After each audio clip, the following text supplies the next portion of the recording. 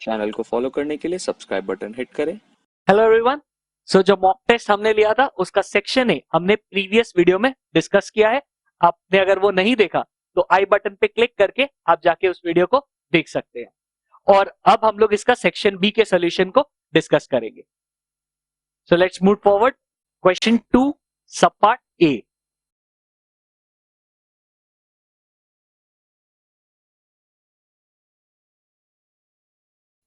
Diagram को देख के साफ समझ में आ रहा है कि ये ब्लड सेल्स के ऊपर है।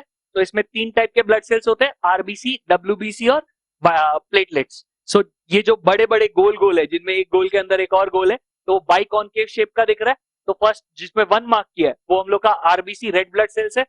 जिसमें 2 मार्क किया है वो ऑब्वियसली व्हाइट ब्लड सेल्स है, क्योंकि इरेगुलरली शेप्ड है और वो डायपेटिसिस कर रहा है, अभी बाहर निकल रहा है कैपिलरी से। और तीसरा वाला एकदम छोटा छोटा प्लेटलेट्स है। सो लेबल द पार्ट्स हो गया। Identify the phenomena occurring in a, obviously it's diapedesis. वो बेसिकली जो हम लोग का कैपिलरी है उससे बाहर एग्जिट कर रहा है, स्क्वीज आउट कर रहा है। Mention 2 structural differences between 1 and 2। तो आरबीसीज आर, शेप बता दो। RBCs are minute biconcave disc like shapes और डब्ल्यूबीसी का इरेगुलर शेप होता है। फिर ये भी बता सकते हैं कि आरबीसी में हेमोग्लोबिन होता है, डब्ल्यूबीसी में हेमोग्लोबिन नहीं होता है। ये भी बोल सकते हैं कि आरबीसी में न्यूक्लियस नहीं होता है, डब्ल्यूबीसी में न्यूक्लियस होता है। तो ऐसे करके काफी वैरायटी ऑफ ऑप्शंस है हमारे पास, सिर्फ 2 ही बताना है। Name the process occurring B and C. So B और सी में जो प्रोसेस हो रहा है उसको बोलते हैं फैगोसाइटोसिस। फैगोसाइटोसिस का काम क्या है? वो बेसिकली जर्म्स को ऐसे इनगल्फ कर लेता है और उनको डाइजेस्ट कर देता है, WBC. Importance of this process in human body, वही कि जब इंफेक्शन होता है तो डब्ल्यूबीसी जर्म्स को इनगल्फ कर जाते हैं और उनको खा जाते हैं, जिसके कारण डाइजेस्ट कर जाते हैं, जिसके कारण हमारा बॉडी प्रोटेक्टेड रहता है। So they basically squeeze out through the walls of the blood capillaries and engulf the bacteria by the process of phagocytosis and provide defensive mechanism against disease causing germs. Question 2 part B.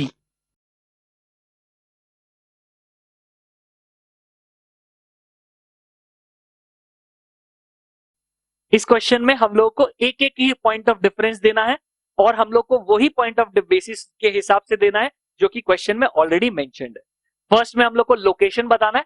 Mitral valve is basically bicuspid valve, जो कि left auricle और left ventricle के बीच में होता है। And हम लोग का जो एओर्टिक सेमिल्यूनर वॉल्व है, नाम से ही समझ में आ रहा है, पहला तो एओर्टिक है तो वो एओर्टा, और दूसरा लेफ्ट वेंट्रिकल के बीच में होता है। नेक्स्ट इज स्टिमुलस बताना है हाइड्रोट्रोपिज्म और थिग्मोट्रोपिज्म का। सो हाइड्रोट्रोपिज्म का ऑब्वियसली स्टिमुलस वाटर है, ठीक है ना, या मॉइस्चर। और थिग्मोट्रोपिज्म का जो स्टिमुलस है वो है टच। तो टच करने की वजह से वो इफेक्ट होता है। नेक्स्ट इज मेटाफेज और एनाफेज का पोजीशन ऑफ क्रोमैटिड्स बताना है। तो मेटाफेज में chromatid chromosomes are aligned on the equatorial plane, और वही जो एनाफेज है उसमें वो स्प्लिट कर जाता है। सो एनाफेज में the two chromatids separate each other and are moved towards the opposite poles. Next is demography और population density का definition बताना है। तो demography is the statistical study of human population, while population density is the number of individuals living per square kilometer at any given time. तो एक square kilometre में कितने लोग रहते हैं उसको हम लोग population density बोलते हैं। Next is turgid cell and plasmolysed cell.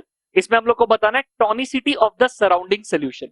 तो अगर एक सेल टर्जिड है, मतलब एकदम टाइट है, तो पक्का पानी उसके अंदर आया होगा। अगर पानी अंदर आया है इसका मतलब बाहर के सेल में, बाहर के सेल के बाहर जो सॉल्यूशन है उसमें पक्का पानी ज्यादा होगा, तो बाहर उसका हाइपोटोनिक सॉल्यूशन है। और अगर सेल प्लाज्मोलाइज्ड है, मतलब सिकुड़ गया है, पिचक गया है, तो बेसिकली उसका पानी बाहर चला गया होगा। और अगर पानी बाहर गया होगा तो पक्का बाहर एक हाइपोटोनिक सॉल्यूशन है। Question 3 part A.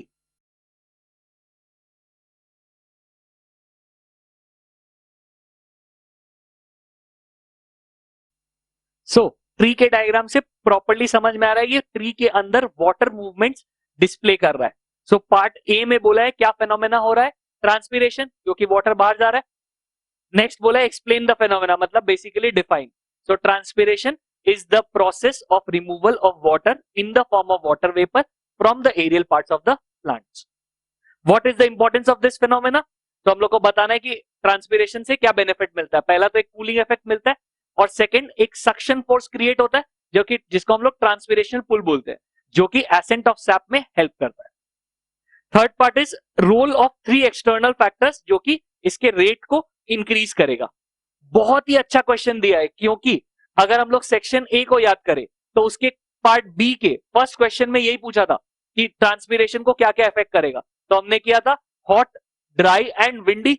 तो बेसिकली हॉट हो गया हमारा टेम्परेचर, सो टेम्परेचर इफेक्ट करेगा, higher the temperature higher is the rate of transpiration. Next humidity, lower the humidity higher is the rate of transpiration, मतलब basically जितना dry weather होगा। और तीसरा स्पीड ऑफ विंड या velocity of wind, so more the velocity of wind more is the rate of transpiration. इसमें other factors भी है जैसे सनलाइट, तो अगर इंटेंसिटी ऑफ सनलाइट भी इंक्रीज करता है तो उसके कारण भी ट्रांसपीरेशन इंक्रीज करता है, तो वो भी तुम मेंशन कर सकते हो। What do the direction of arrows in B and C indicate? तो सी में अगर देखो तुम तो वो इंडिकेट कर रहा है कि कैसे वाटर एब्जॉर्ब हो रहा है। तो the arrows in C indicate the absorption of water by the roots by the process of endosmosis and फिर वो ट्रैवल करता है इनटू द जाइलम। और उसके बाद बी का एरोज इंडिकेट कर रहा है the movement of water from the xylem to the leaves, basically from the roots to the leaves through the xylem. This is called ascent of sap. Question 3 part B.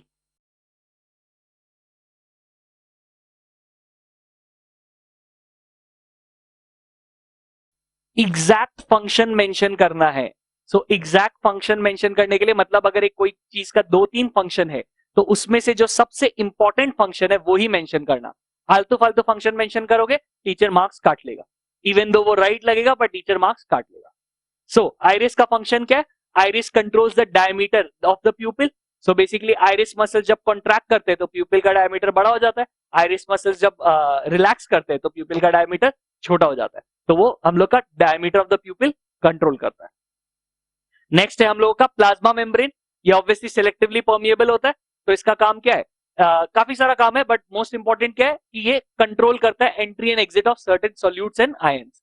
साथ ही साथ ये cell को shape भी देता है, ये inner contents को protect भी करता है। बट फर्स्ट वाला सबसे इंपॉर्टेंट है। चाहो तो एक ही सेंटेंस में दोनों तीनों लिख दो, बेटर है, टीचर मार्क्स काटने का ऑप्शन ही नहीं रहेगा। Nephron, nephron basically fundamental unit of kidney होता है। सो इसका काम क्या? Filtration. So it filters the blood, produces urine, it removes excess metabolic salts, nitrogenous waste etcetera, water. तो ये सब हम लोग के ब्लड से प्यूरिफाई करता है, तो प्यूरिफाइज द ब्लड, ठीक है ना। बट ये सब वर्ड्स मेंशन करना, कीवर्ड्स होते हैं, ऐसे खाली प्यूरिफाई लिखने से नहीं चलेगा। Thylakoids, thylakoids basically contains chlorophyll which helps in the performance of photosynthesis। साथ ही साथ they are the site of light reaction। so light reaction of photosynthesis सारा thylakoids में ही होता है। इसका और कोई फंक्शन गिवन नहीं है, तो इसलिए थोड़ा सा एडजस्टमेंट किया गया। Next is hydathodes. हाइडाथोड्स क्या करते हैं? They remove excess water in the form of water, in the form of liquid water by the process of guttation. Question 4 part A.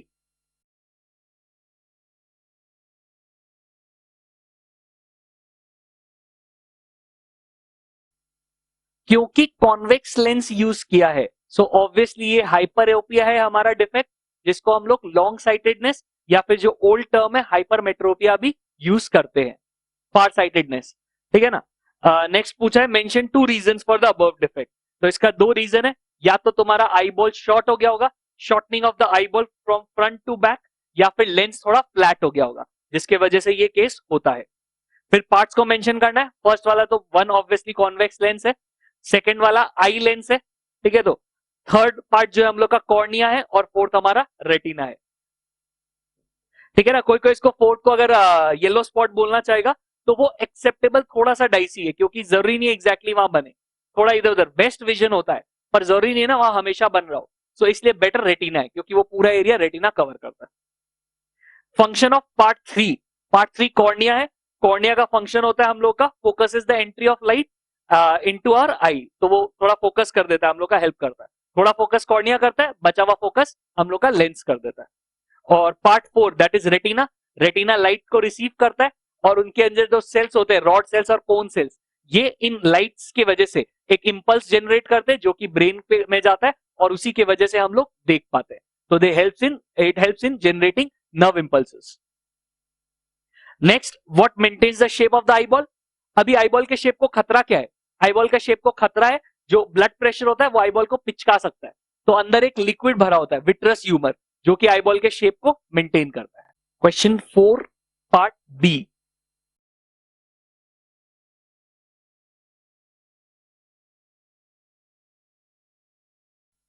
ये क्वेश्चन बेसिकली 1 या 2 वर्ड है, हम लोग को सिर्फ इनके टेक्निकल टर्म्स बताने। तो जैसे क्विक एक्शन इनवॉलेंट्री भी है, स्पाइनल कॉर्ड कंट्रोल करता है, सो ऑब्वियसली रिफ्लेक्स एक्शन होगा, ब्रेन का कोई इन्वॉल्वमेंट नहीं है।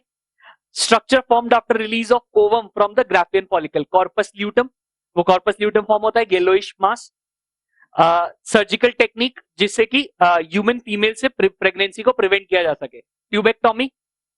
फिर स्टेज ऑफ सेल डिवीजन जहां पे न्यूक्लियर मेम्ब्रेन्स डिसअपियर कर जाता है, क्रोमोसोम्स शॉर्ट और थिक हो जाता है, बेसिकली एकदम starting prophase.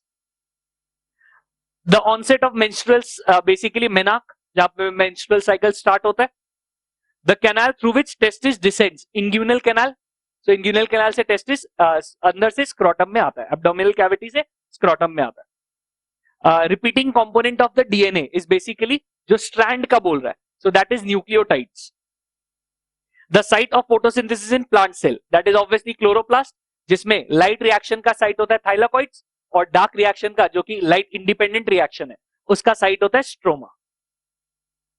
Constituents which cause natural quality of the environment to deteriorate, so that is basically pollutants, basically pollution हो रहा है, तो pollution कौन cause करता है? Pollutants।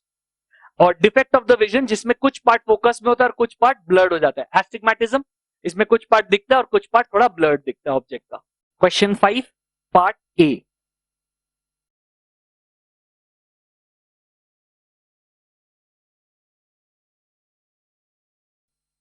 प्लांट फिजियोलॉजी के जो चैप्टर्स है, जैसे कि transpiration, photosynthesis, plant hormones etcetera, तो ये absorption of water, accent of SAP, ये सब जो चैप्टर्स है, इनमें जो एक्सपेरिमेंट्स दिए हुए, इनके डायग्राम्स बहुत अच्छे से माइंड में सेट होने चाहिए, स्पेशली फोटोसिंथेसिस के, क्योंकि डायग्राम दे देगा और तुमको जज करना पड़ेगा। इस क्वेश्चन में मेंशन भी नहीं किया ये फिजियोलॉजिकल प्रोसेस क्या है, फोटोसिंथेसिस है, ठीक है ना। अगर वो जज नहीं कर पाओगे तो आगे का कुछ भी आंसर नहीं अटेम्प्ट कर पाओगे। So aim of the experiment, ताकि पता चले कि carbon dioxide is necessary for photosynthesis, to show that carbon dioxide is necessary for photosynthesis. Next, इसमें जो ये X substance है, ये क्या है? Caustic potash, जिसको हम लोग पोटेशियम हाइड्रोक्साइड बोलते हैं। तो सिर्फ पोटेशियम हाइड्रोक्साइड ब्रैकेट में capital K, capital O, capital H लिख दोगे तो बेस्ट रहेगा। फिर ये भी बोला इससे क्या स्पेशल कंडीशन क्रिएट होता है, it absorbs the carbon dioxide, so the flask will contain no carbon dioxide. तो एक carbon dioxide less environment create हो जाता है, ठीक है ना। जो हम लोग का पार्ट बी और सी, ए बी सी में क्या फर्क आएगा, तो ऑब्वियसली बी और सी तो बाहर है, उनको कार्बन डाइऑक्साइड मिल रहा है, सारे कंडीशंस मिल रहे हैं, तो जब स्टार्च टेस्ट करेंगे तो they will be positive for starch test, that is हम लोग बोल सकते हैं they will turn blue black in colour. But वही जब ए को करेंगे तो it will show negative starch test, basically वो ब्राउन का ब्राउन ही रह जाएगा। नेक्स्ट हम लोग को ओवरऑल केमिकल इक्वेशन देना है फोटोसिंथेसिस का, that is 6CO2 plus 12H2O। Arrow के ऊपर लिखेंगे लाइट या फिर सनलाइट, नीचे में लिखेंगे क्लोरोफिल, तो basically in the presence of sunlight and chlorophyll ये फॉर्म करता है C6H12O6 plus 6O2 plus 6H2O। तो ये बेसिकली हम लोग का फुल इक्वेशन है। इसमें ये 6H2O वाला वर्जन ही लिखना है, ऐसे कैंसिल आउट करके नहीं। और लास्ट क्वेश्चन पूछा है डी स्टार्चिंग क्या होता है। So destarching is basically removal of starch from the leaves of the plant by keeping it in darkness for up to 48 hours. तो 48 से 72 आवर्स तक, मतलब 2 से 3 दिन तक हम लोग उसको अंधेरा में रख देते हैं, जिससे वो अपना सारा स्टार्च यूज अप कर लेता है और लीव से सारा स्टार्च खत्म हो जाता है। Question 5 part D.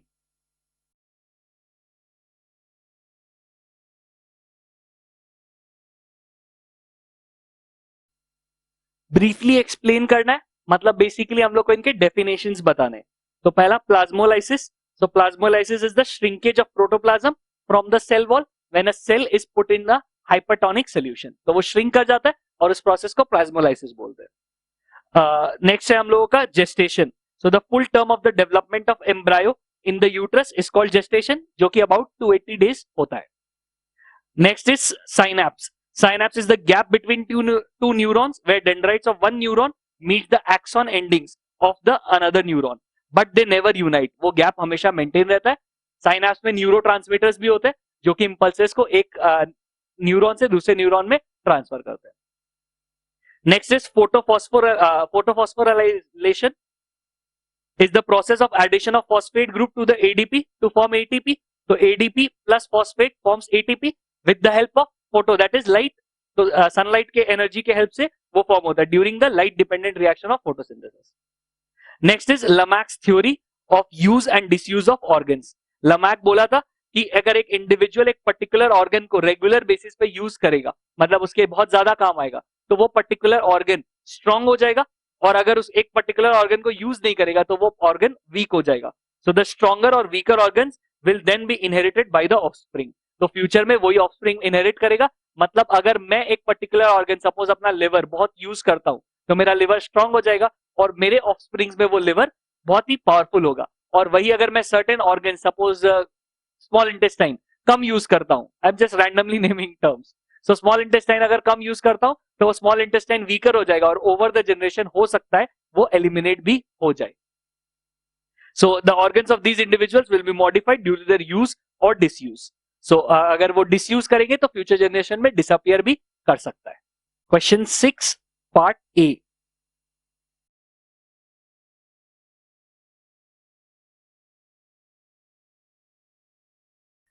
सो मेल रिप्रोडक्टिव सिस्टम का डायग्राम दिया हुआ है और आवर कन्वीनियंस सारे पार्ट्स को लेबल कर लेते हैं।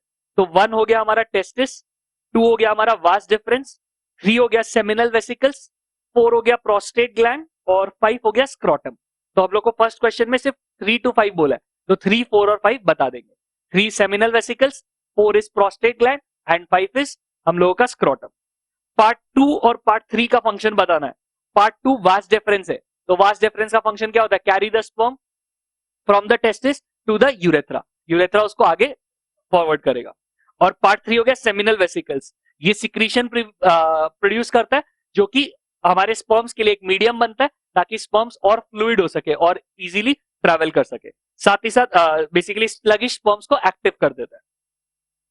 नेक्स्ट हम लोग को बोला है कि significance of the part labelled in 5। तो 5 क्या हमारा स्क्रोटम।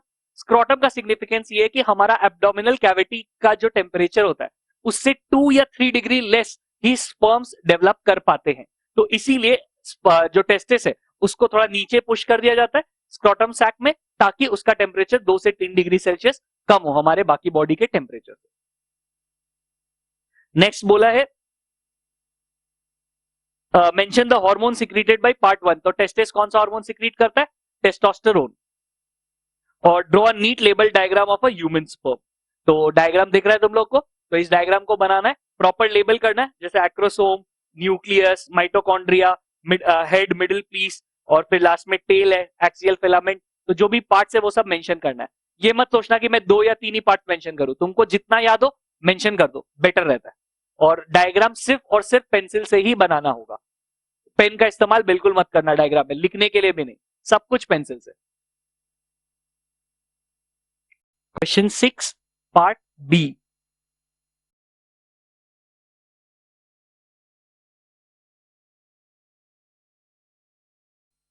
सो गिव रीजन देना है।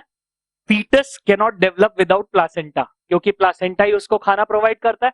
तो मदर के ब्लड से सारा फूड प्लासेंटा के थ्रू आता है, और जितना भी वेस्ट प्रोड्यूस होता है, फूड एंड ऑक्सीजन दोनों आता है, और जितना भी वेस्ट प्रोड्यूस होता है वो सारा प्लासेंटा के थ्रू ही जाता है। तो फीटस को अगर खाना नहीं मिलेगा, ऑक्सीजन नहीं मिलेगा, तो एनर्जी नहीं आएगा और डेवलपमेंट प्रोसेस ऑकर नहीं करेगा। थ्रोट इन्फेक्शन ईयर इन्फेक्शन को भी लीड कर सकता है, क्योंकि यहाँ पे एक ईयर और थ्रोट को कनेक्ट करने वाला एक ट्यूब होता है, यूस्टाशियन ट्यूब। तो इस यूस्टाशियन ट्यूब के थ्रू अगर कोई थ्रोट इन्फेक्शन है तो वो ईयर में भी जा सकता है, और थ्रोट इन्फेक्शन के कारण ईयर इन्फेक्शन भी हो सकता है। We feel blinded for a short while entering a dark room when coming from bright light. इसको हम लोग बोलते हैं dark adaptation. Basically bright light में जो हमारा रोडोप्सिन है, जिसको हम लोग विजुअल पर्पल भी बोलते हैं, वो ब्रेक डाउन हो जाता है। तो वापस जब डार्क लाइट में, लेस लाइट में एंटर करते हैं हम लोग, तो ये वापस रीजेनरेट होता है। इस रीजेनरेशन में थोड़ा टाइम लगता है।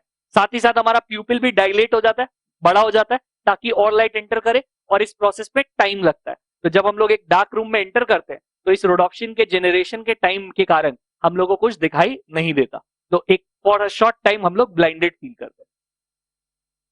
Next is urine is slightly thicker in summer than in winter. So basically winter में हम लोग का क्या होता है, ये लोग बोलना चाह रहा है कि विंटर में यूरिन पतला होता है और समर में गाढ़ा होता है। इन द सेंस यूरिन में विंटर में ज्यादा पानी होता है और समर में कम पानी होता है। क्यों? बहुत ही ऑब्वियस है, क्योंकि समर में हम लोग का स्वेट के कारण भी बॉडी को कूल रखने के लिए वाटर एक्सक्रीट किया जाता है, तो बॉडी के वाटर बैलेंस को मेंटेन करने के लिए यूरिन में कम पानी होता है, और वही विंटर में स्वेटिंग कम होता है, तो बॉडी में पानी ज्यादा है, तो यूरिन में ज्यादा पानी डाला जाता है, तो यूरिन के द्वारा ज्यादा पानी एक्सक्रीट किया जाता है, इसलिए यूरिन पतला हो जाता है। Loss of nucleus and mitochondria make erythrocytes more efficient in their function. दोनों के बारे में बताना है, पहले न्यूक्लियस फिर माइटोकॉन्ड्रिया। एरिथ्रोसाइट्स क्या होते हैं? Basically red blood cells. Red blood cells का काम क्या है? पहला तो न्यूक्लियस जब चला जाता है तो न्यूक्लियस जाने के कारण उसका शेप हो जाता है बाइकॉनकेव, जिसके कारण उसको ज्यादा सरफेस एरिया मिलता है, तो वो ज्यादा ऑक्सीजन को ट्रांसपोर्ट कर सकता है, उसका फंक्शन ही है ऑक्सीजन ट्रांसपोर्ट। सेकेंडली, माइटोकॉन्ड्रिया क्या करता है? ऑक्सीजन को यूज करता है, और जो खुद ट्रांसपोर्ट कर रहा है, तो स्विगी वाला अगर तुम्हारा खाना खुद खा लेगा तो तुमको क्या बेनिफिट है? तुमको तो खाना ही नहीं मिलेगा। सो बेसिकली उसके मुंह पे टेप लगा दो। सो वही कॉन्सेप्ट है, यहां से माइटोकॉन्ड्रिया हटा देते हैं, तो रेड ब्लड सेल्स खुद अपने लिए ऑक्सीजन का यूजेज नहीं कर पाता, जिसके कारण सारा का सारा ऑक्सीजन जहां पे डिलीवर होना होता है वहीं डिलीवर होता है। Question 7 part A.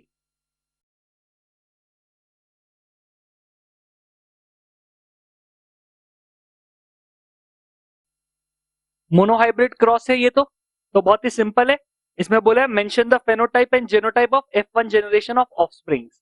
वैसे तो मेरे को ओरली पता है F1 जनरेशन में सब हाइब्रिड होते हैं, तो जेनोटाइप तो हाइब्रिड पर्पल फ्लावर ही होगा क्योंकि डोमिनेंट वाला, और सारे डोमिनेंट रिफ्लेक्ट करेंगे, तो फेनोटाइप पर्पल फ्लावर होगा। बट क्योंकि ये लोग F1 जनरेशन तुमसे पूछा है, तो तुमको पहले F1 का पुनेट स्क्वायर बना के दिखाना ही पड़ेगा, नहीं तो टीचर पक्का मार्क्स काट लेगा। सो F1 का पुनेट स्क्वायर बनाओ, और हम लोग बोल सकते हैं इसका फेनोटाइप क्या है? पर्पल फ्लावर, और जेनोटाइप क्या है? Capital P small p। ठीक है, नेक्स्ट बोला है ऑफस्प्रिंग F1 जनरेशन को अगर क्रॉस करे तो फिर हम लोग का जो F2 जनरेशन है उसमें फेनोटाइपिक और जेनोटाइपिक रेशियो क्या होगा? मोनोहाइब्रिड क्रॉस का हमको पहले से ही पता है, F2 जनरेशन का फेनोटाइपिक रेशियो होता है 3:1 और जेनोटाइपिक रेशियो होता है 1:2:1। लेकिन इसमें भी तुमको पुनेट स्क्वायर बना के ही दिखाना पड़ेगा, नहीं तो वैलिडेट नहीं करेगा आंसर को। नेक्स्ट बोला है Mendel's law of dominance state करो। So Mendel's law of dominance states that out of a pair of contrasting characters present together, only one is able to express itself and the other remains suppressed. The one that is able to express itself is called dominant character and the one that remains suppressed is called recessive character. ठीक है ना? तो ये basically law है। Preferably इसमें अपने modifications मत करना, जैसा दिया हुआ वैसा कॉपी पेस्ट करना तो बेस्ट होता है लॉज में। नेक्स्ट हम लोग से पूछा है कि इसका साइंटिफिक नेम क्या है पी प्लांट्स का? पी प्लांट्स का साइंटिफिक नेम है पाइसम सैटिवम, पर इसको लिखने के रूल्स है। पाइसम और सैटिवम के बीच में स्पेस होना चाहिए। पाइसम का पी कैपिटल होगा पर सैटिवम का सी एस स्मॉल होगा। पाइसम और सैटिवम अंडरलाइन होंगे अलग अलग, जैसा कि मैंने यहाँ पे दिखाया है, दोनों के बीच में जो स्पेस है उसमें अंडरलाइन नहीं होना चाहिए, तो दोनों अलग अलग अंडरलाइन होंगे। Next mention 2 genetic diseases in humans. तो जेनेटिक डिजीजेस क्या होगा हमारे अंदर? जैसे हो गया हेमोफीलिया, कलर ब्लाइंडनेस, ये दो बुक में गिवन है, आराम से इनको मेंशन कर दो। Question 7 part B.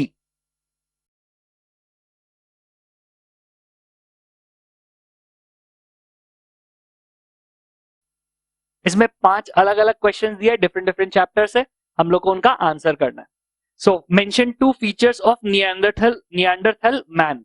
तो पहला फीचर था they were about 5.5 feet tall, they had large large heads जिनका cranial capacity was about 1450 centimetre cube. ठीक है ना? cranial capacity बेसिकली ब्रेन बड़ा बड़ा था। prominent brow ridges, almost no chin and less hair on the body। तो ये सब काफी सारा यहाँ पे दिया हुआ है, इनका कुछ पॉइंट लिखने से चल जाएगा। नेक्स्ट क्वेश्चन पूछा है हम लोगों से एज रेस्ट्रिक्शन। तो बॉयज का 21 ईयर्स है मैरिज के लिए और गर्ल्स का 18 ईयर्स है। ऑब्जेक्टिव्स ऑफ स्वच्छ भारत अभियान, पहला तो to eliminate open defecation through the construction of individual cluster and community toilets. तो टॉयलेट्स बनाना है, और दूसरा हम लोग का स्ट्रीट्स को क्लीन रखना है, तो clean streets, roads, infrastructure of cities and towns. Amniotic fluid का क्या काम है? वो हम लोग को प्रोटेक्ट करता है एम्ब्रायो को। So basically it protects the embryo from physical damage, तो कोई भी झटका वटका लगता है तो वो शॉक एब्जॉर्ब कर लेता है। ठीक है ना? सो और mechanical shocks, and it prevents sticking of the foetus to the amniotic wall. तो एमनियोटिक सैक जो होता है उससे चिपके नहीं, तो पूरा एक लिक्विड रहता है, उससे इजी रहता है, उससे बहुत स्मूथ है, लुब्रिकेशन हो जाता है। पॉपुलेशन एक्सप्लोजन, अभी यहाँ पे एक चीज ध्यान दो, पहला वाला पार्ट में मेंशन टू फंक्शंस बोला है, दूसरा वाला पार्ट में लिस्ट बोला है। ये सब टर्म्स बहुत इंपॉर्टेंट है। मेंशन बोला है तो यहाँ तो तुम एक्सप्लेन कर दिया, क्योंकि फंक्शंस एक्सप्लेन किए बिना कैसे चलेगा। बट अगर जैसे टू रीजंस बोला है, सिर्फ लिस्ट, तो तुम सिर्फ पॉइंट लिख देगा तो भी चल जाएगा, उसको एक्सप्लेन करने का कोई रिक्वायरमेंट नहीं है, ठीक है ना। पर अगर तुम्हारे पास एग्जाम में टाइम है तो कर दो, प्रॉब्लम क्या है, ठीक है ना। बट कोई रिक्वायरमेंट नहीं है, जब मेरे को बोलेगा एक्सप्लेन तब हम लोग एक्सप्लेन करेंगे। सो बेसिकली दो रीजन क्या है पॉपुलेशन एक्सप्लोजन का, पहला तो है डिजायर ऑफ मेल चाइल्ड, तो मेल चाइल्ड का बहुत इच्छा होता है, और दूसरा है हम लोगों का लैक ऑफ एजुकेशन, तो एजुकेशन नहीं है तो उन लोगों को आइडिया नहीं है कैसे प्रिवेंशन मेथड्स यूज किए जाते हैं। So this completes the solution for this paper. हमने कॉमर्शियल एप्लीकेशन का भी एक मॉक टेस्ट लिया था, तो उसको भी आप आई बटन पे जाके क्लिक करके देख सकते हो उसका सोल्यूशन को, अगर आपके कॉमर्शियल एप्लीकेशन है तो।